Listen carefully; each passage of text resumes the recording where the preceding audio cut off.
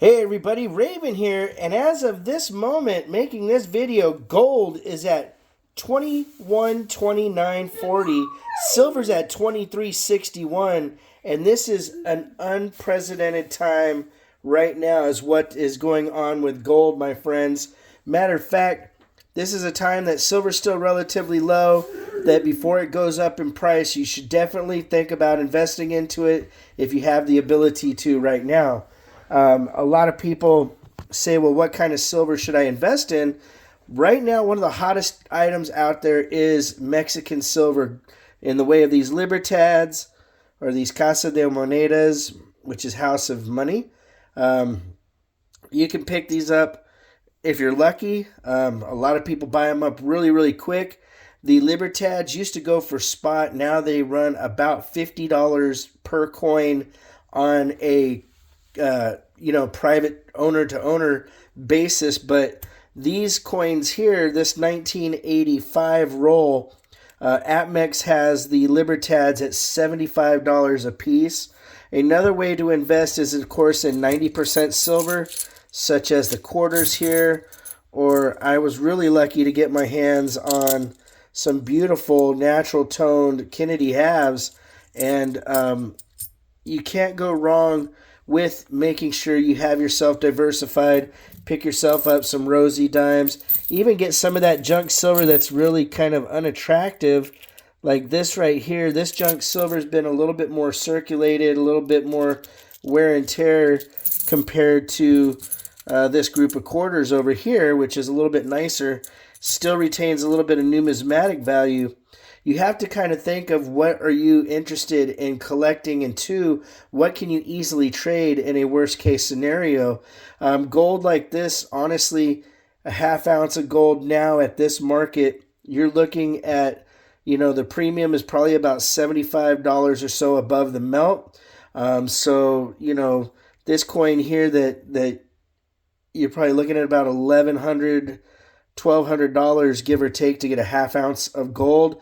A full ounce of gold, you're looking at about $2,200 to $2,300 depending on the shop. Some places are $75 an ounce up to $150 an ounce over spot on gold ounces. If you go into fractional stuff, like I like to stick with numismatic stuff, like this is a 2.5 gold incused Indian, or the $5 gold, because when gold fluctuates, these type of coins here are less volatile in price because they have the numismatic value.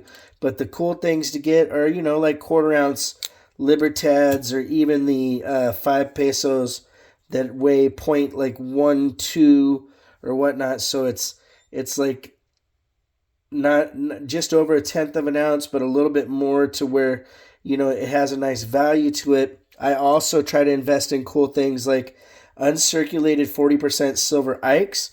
When silver goes down, and you can pick those up when silver goes back up later, you have over $10 in melt value just in the 74 Ike when silver was at $21 an ounce. Now it's at 23, almost 24 an ounce.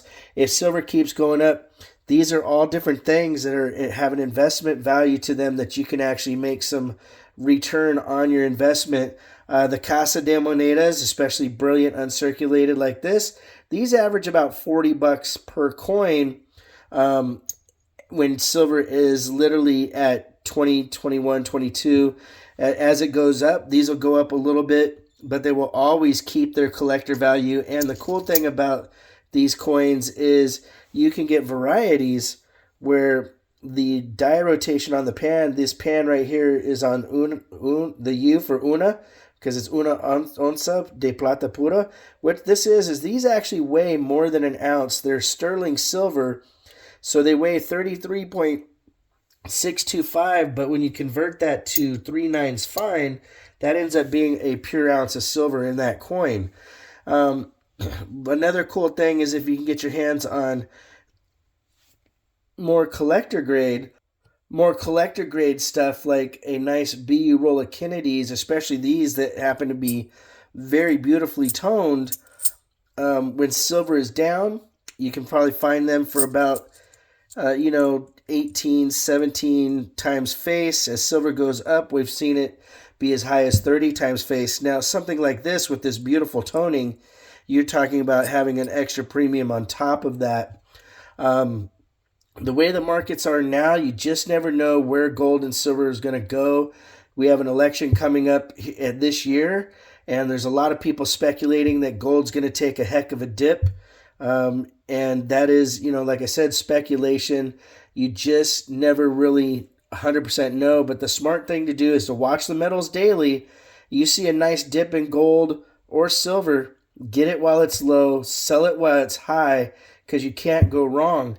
One of the things that I see happen quite a bit is people get into the fear of missing out, where silver and gold shoot up really high and they buy a bunch, and then silver and gold go down because that's the cycle of investing into precious metals, and people start worrying about losing money, and so all of a sudden they're selling their gold and silver when it's low versus buying when it's low.